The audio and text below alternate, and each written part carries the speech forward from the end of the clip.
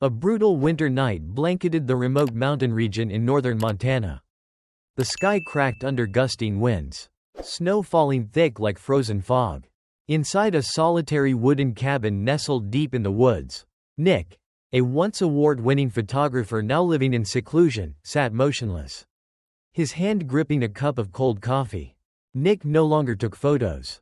He no longer wrote. He had once been a man of the world. But after the sudden death of his wife and young daughter in a car accident, he withdrew from life, from people, and from himself. This cabin was a self-imposed exile, a place where time no longer moved. Only the howling wind and the emptiness of memory remained. That night, amidst the wailing wind and the cracking of ice and snow, a strange sound came from outside the door. It wasn't a falling tree. It wasn't collapsing snow. It was a faint, hesitant knock, like someone pleading. Nick stood up. His steps were slow, uncertain, but also driven by an old instinct, the curiosity of someone who had once photographed the harshest corners of the world. When he opened the door, what stood before him wasn't a stray dog, nor a stranger in need of help, but a gray bear, covered in ice and snow. Its body was massive, yet trembling, its fur matted from the frost, a wound on its front leg slowly bleeding. But what froze Nick in place wasn't its size or claws, it was the eyes. Eyes full of desperation, of pleading, stripped of any predator's instinct. "Dear God," Nick whispered, "what the hell are you doing here?" This story didn't begin with life or death, it began with a choice. And that was the fateful night, when a photographer who had lost everything was sought out by a lost bear. As if the universe was trying to awaken something within him. The wind sliced through the slightly open door, flooding the cabin like a cold blade, numbing Nick's hands. He remained standing there, face to face with the very creature he had once spent years trying to photograph from hundreds of meters away with a telephoto lens, a fully grown grizzly bear. Now reduced to a ghostly shell of itself. It didn't roar. It didn't bare its teeth. It just breathed heavily, limping on its wounded leg, its amber eyes locking into Nick's, as if saying, "I have nowhere else to go." Nick tightened his grip on the flashlight, a survival reflex. Half of him wanted to slam the door shut, lock it, grab the rifle if needed. But the other half, the fragile part he thought had died long ago, whispered, "It's not here to kill you. It's here to live." Those eyes. They reminded him of Sophie's eyes, his little girl, on the day he left the hospital after the accident. When all that remained was a neatly folded white sheet. That look, lost, desperate, unnameable, etched into him forever. Nick bit his lip and pushed the door open wider. The wind rushed in, snuffing out most of the lights. He stepped out onto the porch, holding an old wool blanket, Claire's blanket, his wife's, still holding the faint scent of aged pine wood. "I don't know if you can understand me," Nick murmured, his voice hoarse, "but if you don't bite me, I'll help you." He crouched down, kneeling at eye level with the bear, now just a few hand spans away. The bear didn't move, only shuddered slightly when the blanket was draped over its back. The warmth from the cabin slipped out and mingled with the bear's misty breath. Nick placed a hand on its frozen fur, and in that brief moment, the boundary between man and beast dissolved. Slowly, Nick stepped back and opened the door wider. The bear followed, heavily, each step landing on the wooden floor with a deep, weighty thud. It never looked back. In the dim light of the fire, Nick no longer saw a bear. He saw a soul, abandoned, wounded, but still choosing to live. The wooden door closed, sealing them off from the storm outside. Inside the cabin, the firelight from the stove cast flickering shadows over the large body of the bear, now collapsed on the wooden floor, as if all its strength had drained the moment it reached its final refuge. Nick stood frozen, a fully grown grizzly bear, once the wild subject of countless majestic photographs, now lay still like an abandoned house pet, panting heavily with each cold breath. Nick opened a cabinet and pulled out a jar of Montana wildflower honey, something he had once bought absent-mindedly at a gas station. Now the only source of nourishment he could think of for the fading creature before him. He placed the jar near its snout, his voice soft, like soothing a child. "If you've got any strength left, eat. If not, I don't know what else to do." The giant nose twitched slightly. A faint sniff. Then, with a tremendous effort, the bear's tongue gave the rim of the jar a weak lick. Just a little, but it was enough to awaken something in Nick. A sense of responsibility. He slumped down onto the floor, leaning back against the table. His heart pounded, not from fear of being attacked, but because he couldn't remember the last time he felt needed. "You're dying, and I'm coming back to life," Nick thought silently. The fire crackled in the stove, like a heartbeat coming back online. The bear buried its head into the blanket. No roar, no resistance. It accepted kindness by instinct. And Nick, for the first time in years, didn't resist the instinct to save something other than himself. The room fell into silence. Only the sound of the bear's breathing, and Nick's slowly calming heartbeat, remained. On the wooden cabin floor, between warmth and risk, two souls, one human, one beast, were simply coexisting. No fear, no agenda, just being. The first light of day crept through the frost-covered window, casting a long streak across the wooden floor of the cabin. The warmth from the fireplace was still not enough to melt the chill burrowed deep in the bones. But it was enough to keep a struggling wild creature, lying there, alive. Nick sat motionless in an old leather chair, having not slept a wink all night. He stared at the creature lying just a few steps away. Still the same gray bear. Still breathing heavily, but no longer whimpering. The blanket draped over its shoulder was soaked through from melting snow. One of its front legs was swollen. The fur around the wound darkened, frozen like shattered stone. Nick stood up, his legs stiff like wood. Step by step, he made his way to an old cabinet, pulling out a first aid kit, meant for humans, but now the only weapon he had to fight death on the bear's behalf. He knelt, keeping some distance. He extended his hand, no words, no comforting, just a bare hand gently touching the bear's ice-crusted fur. The bear flinched, letting out a low, guttural growl, a primal warning, but brief. It didn't retreat. It didn't strike. It just looked at him. Those amber eyes. There was something in that gaze that made Nick's hands tremble. Not threat, but quiet surrender. As if it knew that if it wasn't this man, it would die. Nick began cleaning the wound. The bear shuddered, let out a soft moan when he pressed the alcohol-soaked cotton to it. The flesh around the gash had already begun to rot, blackened and frozen stiff. He couldn't cut it away. He could only clean it, apply ointment, and wrap it into a makeshift boot of gauze. Throughout it all, Nick said nothing, except once, when their eyes met. "I know pain," he whispered. "I've bled to death too. Just, on the inside." When he was done, Nick sat back, collapsing onto the floor, panting. His hands trembled, not from the cold, but because, for the first time in 2 years, he had touched life. And didn't want to run away. The bear still looked at him, its gaze no longer heavy. Not gratitude. Bears don't know how to say thank you like humans do. But Nick didn't need that. In that moment, in the empty cabin, a fragile trust had formed. As delicate as the first flame of morning, but enough to warm something in both of them. The sky was slate gray, casting a dim layer of light over the frozen forest.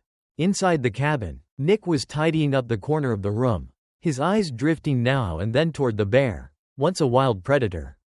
Now nestled in a wool blanket like a fated soul. It was still breathing, more steadily now. The wound no longer bled. Nick had cleaned off all the frozen debris from around its leg, wrapping it carefully with old gauze, the same kind he had once used on himself after a mountain climbing accident years ago. He hadn't given it a name. Maybe because he was afraid to get attached. Afraid of losing again. Nick poured some water into a wooden bowl, then opened a can of salmon, the last one left in the cramped kitchen. When he set the food down, the bear slowly turned its head toward it, its nose twitching at the scent of fish. And then, with slow, weary effort, it ate. "Good," Nick whispered, more to himself than to the animal. But then, something made him pause. The bear didn't finish the food, even though it was clearly hungry. It only licked it a few times, then lifted its head to stare at the cabin door, the door Nick had bolted shut against the storm. That look, it wasn't random. It felt like a reminder. The bear stayed still, but its eyes never left the door. No blinking, no wandering. At first, Nick thought it was just instinct. Maybe it was still alert. Maybe it had heard something in the woods. But at this hour, out there, there was only wind and snow. And when that gaze held steady for over 10 minutes, he began to feel, this wasn't coincidence. Is there something out there? He asked softly. Then laughed at himself. I'm talking to a bear. The bear turned its head, looked at him, then back to the door. That motion, repeated once more. This time, Nick stood up. He walked to the door, placing his hand on the iron latch, feeling the cold wind leaking through the wooden cracks. Behind him, the bear let out a soft moan, then struggled to lift its injured leg, dragging itself one step closer to him. Nick turned back, its eyes locked onto his, not just pleading this time, but filled with something urgent, something pressing. He didn't know what he was seeing, only that, in the cold, dim cabin, a wild animal had just used its eyes to tell him, this isn't over, and I need you to come with me. Nick swallowed hard, his hand still on the latch. The wind outside still howled. The snow still fell. But now, the cold wasn't as terrifying as the silence inside the cabin, when the survival instinct of a wild creature was sending out a signal. Like a cry for help from another soul. Nick stood motionless before the cabin door. The cold seeped through every crack in the wood, lashing lightly against his face like a warning. Behind him, the bear had managed to crawl near the fireplace, but its eyes were still locked onto him, as if its survival, or something even more important, depended on his next decision. He put on a heavy coat, zipped it up to his chin, pulled on a hat, and slipped on his gloves. The bear let out a soft groan, a sound that was both encouragement and reminder. Where are you taking me? Nick murmured, then opened the door. The outside air was razor sharp, slicing through each breath. Snow reached up to his knees. Every step sank deep, leaving heavy impressions in the endless white. The bear followed behind him, slow but steady, each step accompanied by a restrained groan, but it kept moving forward. Its tracks were large, deep, overlapping with the dried blood stains that had frozen into the snow, leading Nick into a vast pine forest where everything fell into an eerie silence. No birds, no wind, only the crunch of snow beneath their feet and the bear's heavy breathing. Nick followed the creature through rows of bare trees, across frozen crevices, and over a stream buried beneath layers of snow and ice. He no longer asked questions. There was no need, because he had begun to believe, not in gods, but in the silent connection between two beings who had both lost everything. The sky slowly shifted colors. The last light of day bathed patches of snow in gold, turning the forest briefly into a winter dream of fire and loneliness. Then the bear stopped. It panted, lowered its head, and sniffed a spot near the edge of a slope. Nick slowed, following the direction of its nose, a snow-covered rock ledge that dropped into a quiet ravine. He hesitated. The bear turned to look at him. A compelling gaze, as if saying, I brought you here, now you must go on. Fear surged. The slope was too steep, too slick. One slip could break a bone, maybe worse. But he moved forward. His hands grabbed at tree branches. His boots tested each patch of snow. Wind rushed into his face, carrying the scent of pine, and something else, the smell of life. The scent of something still warm in this frozen, silent winter. At the bottom of the slope, the bear went ahead, limping, but solid. Each step felt like it was walking toward something it had lost, and still hoped to find. Nick didn't know what he was looking for, but for the first time in years, his heart wasn't heavy from what was gone. It was beating for what was coming. Nick followed the bear to a sunken stretch of land, where black stone slabs jutted from the snow like the spine of some prehistoric creature. The sun had dwindled into a soft pink band behind the mountains, casting the entire landscape in a pale orange glow like the final frames of a fading silent film. The bear stopped at a rocky outcrop, not by chance. It lowered its head, sniffing at the edge of the snow, then looked up, eyes locked onto Nick. Nick approached, legs numb, breath sharp and ragged inside his damp, cold face mask. Before him, the snow dipped into a narrow crack. Below it was a cave entrance, tight, dark, like a gaping mouth held in silent tension. The bear didn't enter right away. It stood there, looked at him again, then back into the cave. Nick turned on his flashlight. Its cold beam sweeping across a moss-covered stone wall swallowed in dense darkness. No echo, no movement. Then, a whimper, faint, thin. Nick froze. He thought he was imagining it. But then, another sound. A light scratching against stone. Slow and fragmented. He dropped to his knees. Angled the flashlight deeper inside. Two small reflections blinked back at him. Not the eyes of a wild beast, but young eyes. Clear, fearful. The bear slipped into the cave. Even with its injured leg, it walked like someone returning home, after a long, painful journey. Nick followed, stooping, brushing aside dry branches that had fallen from the rocky ceiling. In the corner of the cave, two bear cubs huddled like piles of down, their tiny bodies trembling. One looked weaker, nose pressed against the stone, its breathing barely there. Nick's throat tightened. He turned to the mother bear. She bent down, licking one cub's head gently, then stepped back, as if making space. "Oh God," he whispered, not in fear, but in pain. Now he understood why the mother had come to the cabin. Why she hadn't stopped, even when her strength had been drained. She hadn't come to save herself. She came for them. Nick knelt gently, his hands trembling as he touched the damp, cold fur of the first cub. It was soft, tiny, barely alive. He lifted it, pulling it close to his chest. The second cub, even weaker, clung to his sleeve, trying to climb up. He held them both, pressing them into his thick coat, using his own body heat as a barrier between them and death. The mother bear looked up at him, eyes glistening. No fear, no growl, just silent, profound trust. In that moment, Nick was no longer a solitary man hiding from the world and the wilderness. He was a piece of something summoned at the right time, in the right place, to bring life back to something fading away. He stood, cubs in arms, turned to the mother bear. "Let's go home," he said hoarsely, his voice breaking like crumbling snow. The mother bear followed. No hesitation, no question, only belief. And in the last light of day, 3 lives, a man, a mother, and 2 cubs, stepped out of the stone cave, as if walking away from the hand of death itself. The bear cubs lay in Nick's arms, trembling in waves like 2 limp bundles of fur with no strength left to resist. He held them tightly against his chest, using his entire body to block the wind. His breath turned into white clouds that drifted into their faces, as if he were giving them the last warmth he had left. The mother bear followed behind, silent, worn, but steady. Her gait was no longer fierce, but strangely calm, though the wound still throbbed with every limp. Her eyes never left her cubs. The sky darkened. Snow began to fall again, this time no longer soft flurries, but sharp sheets of ice, cold enough to paralyze. Nick lowered his head, walked faster, his legs sinking deep into snow up to his thighs. His hands had lost feeling. His eyes burned from the wind cutting through them. "Hold on, just a bit more," he whispered. He wasn't sure to whom.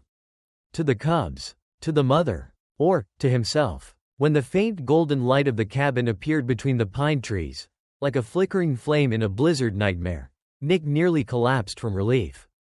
He pushed the door open with his shoulder, the cold retreating instantly, replaced by the gentle warmth spreading through the cabin.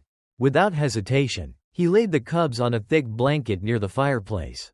They curled up immediately, instinctively drawn to warmth, their erratic breaths slowly sinking into a steady rhythm. The mother bear stood at the threshold, hesitant. A wild creature, born of shadows, blood, and instinct, now facing the choice to step into a human's shelter. Nick turned to her, speaking softly. "Come in. It's safe here." No unnecessary gestures, no force, just an invitation. And the mother bear entered, as quietly as a shadow, leaving behind wet streaks from melting ice on the cracked wooden floor. She lay a few feet from the cubs, not crowding, not claiming. She simply watched. That gaze had no name, only the quiet relief of a mother who had accomplished something nearly impossible. Nick fed more wood into the stove. The flames rose, casting golden light over his snow-covered face and tangled hair. His eyes were red, not from the cold. "You two are real warriors," he murmured, covering the cubs with another thick blanket. "But even warriors need to rest." The cubs whimpered softly in sleep, clinging to each other like 2 fragile sparks trying to survive the brutal winter night. Nick didn't know what tomorrow would bring. But tonight, under the orange-red glow of the fire and the crackling of burning wood, the cabin was no longer just a place of exile. It had become a resting place, where life could be briefly preserved. Where abandoned souls could find warmth again. And in that silence, Nick sat with his back against the wall, saying nothing, just watching. No photographs, no journal entries, just presence. Between a man broken and a family of bears reborn. No words were needed to know. They had all entered each other's lives, at the right time. In the right place. Like a fate woven in the heart of a snowstorm. Dawn came slowly. The sun didn't rise, it merely cast a faint light through the dense gray mist of morning in the Montana wilderness.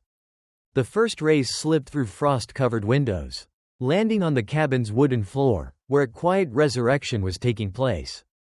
Nick awoke in the old leather chair, his neck stiff and aching, but his eyes immediately scanned the room. The cubs were still there, breathing, shifting slightly, alive. The blanket covering them was damp. The mother bear lay a few feet away, curled up like a living wall, eyes half closed, but ears still alert. Nick rose from the chair, moving gently, as if afraid to shatter the fragile stillness. He added more wood to the fire. The flames surged to life, bathing the room in gold like blood flowing again after a deep coma. He took another can of salmon, opened it, placed it on a porcelain dish, and stepped back. The mother bear raised her head, looked. No suspicion, no hesitation. She nudged her snout lightly toward her cubs, a simple gesture. But Nick understood. She was offering the food to them. The cubs scrambled upright, their tiny bodies wobbling across the wooden floor, like toddlers learning to walk, reaching for the dish. Nick smiled, a real smile, for the first time in years. "You two eat like champs," he said softly, cupping a warm mug of coffee, steam curling before his face. In the hours that followed, the cabin came alive, not with voices, not with noise, but with small movements, the cubs stretching, nuzzling closer to the fire, the mother licking flecks of salmon from their cheeks, Nick picking up scraps, straightening blankets. Something invisible had begun to change. As if this place, once a bunker for a broken man, was quietly becoming a temporary home. By afternoon, Nick stepped outside. He closed the cabin door behind him. The mother bear didn't react. She simply looked through the window, following him with her gaze. He hauled the old generator, cleared snow from the roof, checked the firewood supply, not out of routine, but because, for the first time in a long time, he was doing these things for something more than just survival.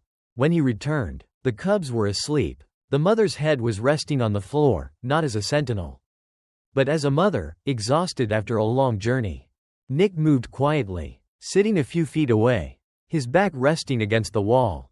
His eyes wandered across the small, living shapes, then landed on the mother bear.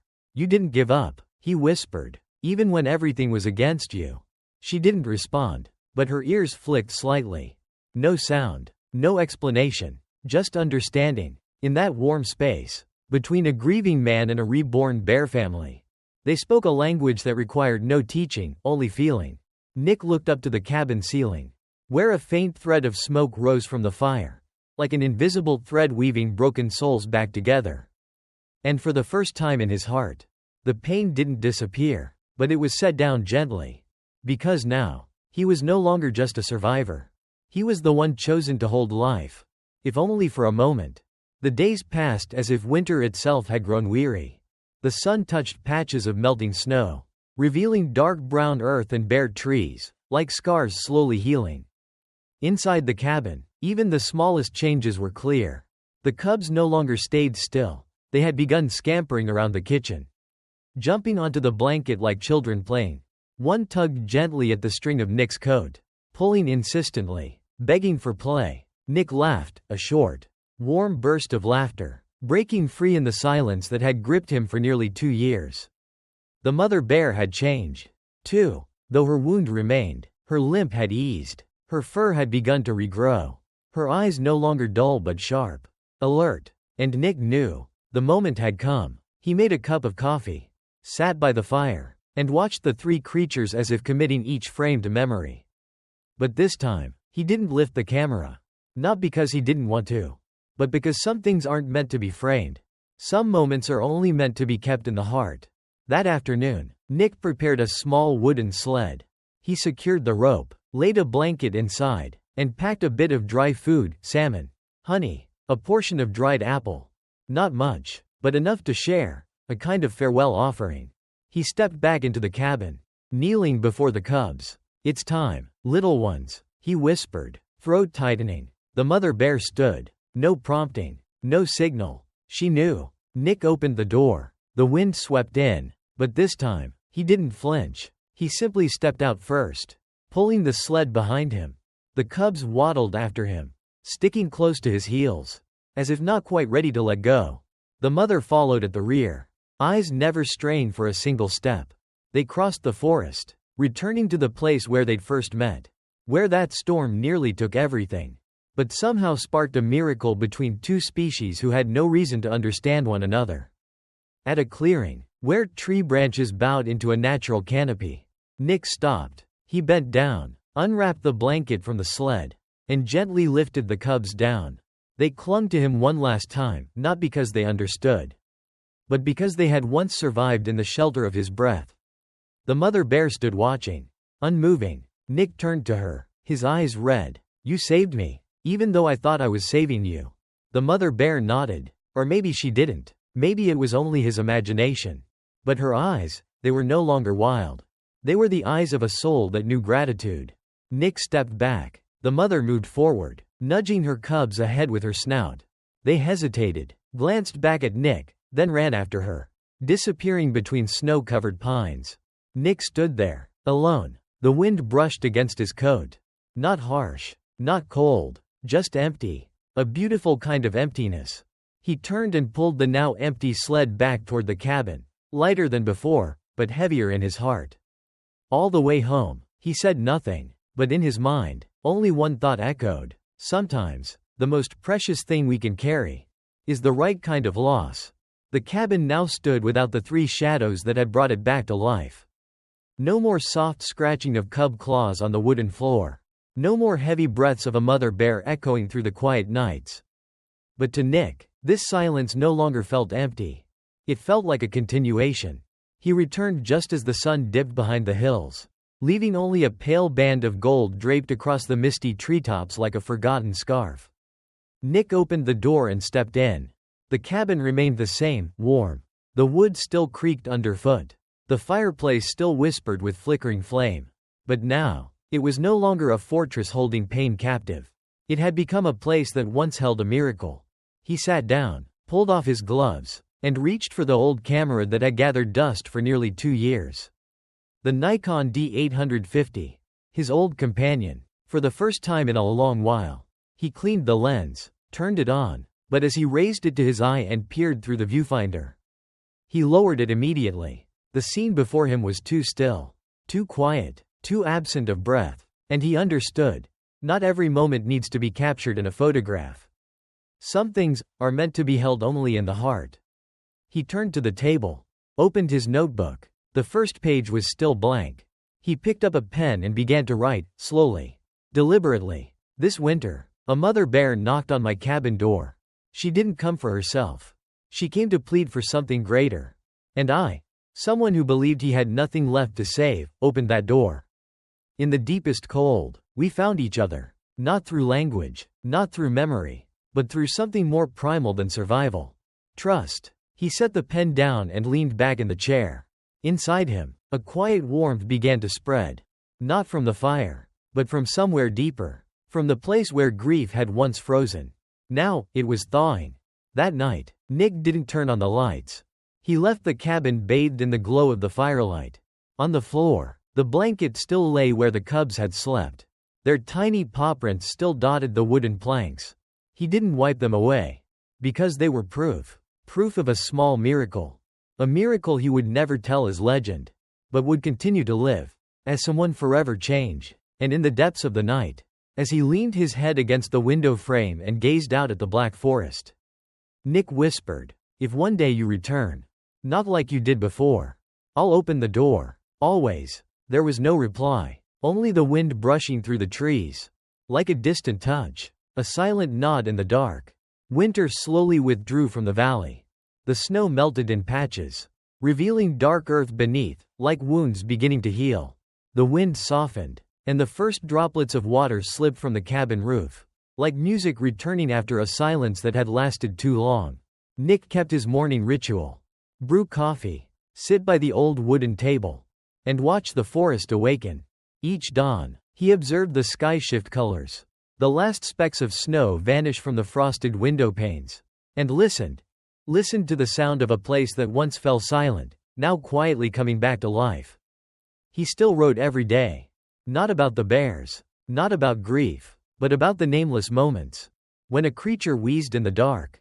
When a mother's eyes held nothing but resignation. When a cub licked his hand, mistaking it for its mother. Then, one morning, while tending the fire, Nick heard it. A soft crack outside. He paused, listened. No footsteps, no knock at the door. But something stirred in his chest, an instinct before thought. He stepped out onto the porch. No coat, letting the cold air touch his face.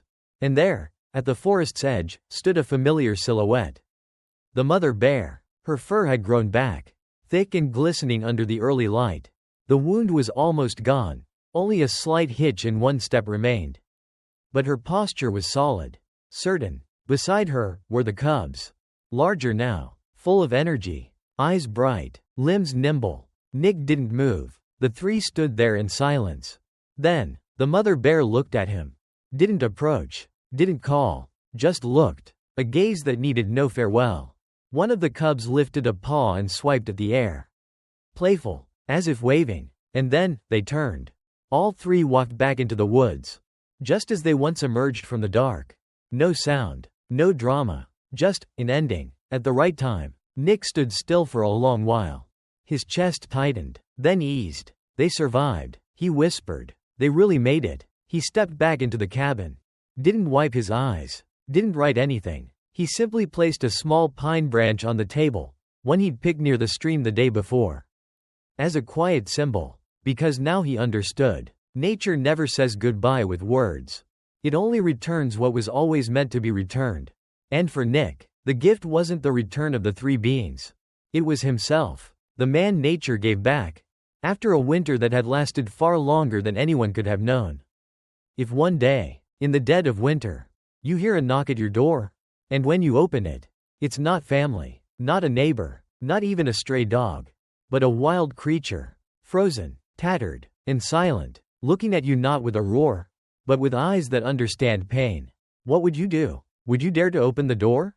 For Nick, a man who had lost his wife, his child, and the very pieces of himself in years of brutal silence, the answer was yes, and that single yes saved 3 lives. But more importantly, it awakened the part of him that had long slept beneath the snow.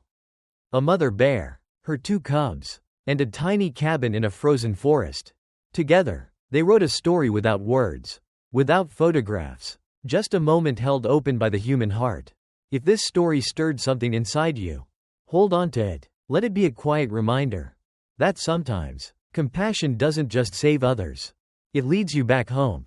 Thank you for listening. And if you believe that kindness, even the smallest kind, can thaw someone else's long winter, share this story. Someone out there may need to hear it. And if, someday, you hear a knock at your door on a snowy night, don't be afraid. Who knows? What you need most might be finding its way back to you. In tangled fur, weary eyes, and a quiet, unspoken faith that never truly left.